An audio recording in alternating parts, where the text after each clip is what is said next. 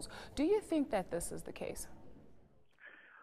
Well, we know that people are not happy, but it would be highly irresponsible to then do this sort of thing, to resort to this sort of action simply because you disagree with the government policy.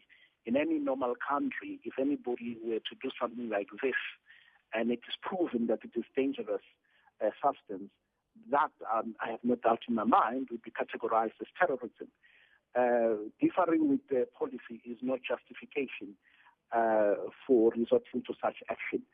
We don't know what it is yet. Some of us are praying that it should be proven to be a hoax, but if it is not, it will be tantamount to sabotage, and indeed it will border on a very serious crime. Now, you've said that Gauteng e-tolls will be affected. Exactly how will they be affected? And how will motorists be affected? Well, the very fact that the building has been evacuated means that there's no one currently who's manning the system. So there's bound to be a disruption. However, in terms of the full impact or a true assessment of the disruption, that we can only determine when we are back online. When are you expecting operations to resume? How long will this investigation take?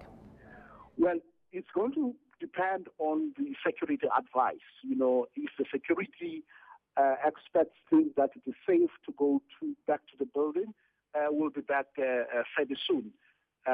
But yeah, it's going to depend on that advice. It would be irresponsible of us to rush back without a security input about the safety of the building. Now, we are assuming that there are security cameras that have been installed at your offices. Will police be going through that footage? I would imagine they will. The security people know what to do in situations like this. We can only cooperate with them to the best of our ability. If they want to go through our tapes, those will be made available to them.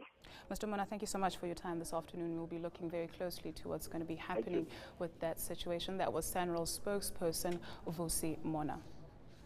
Know more about your world. eNCA.com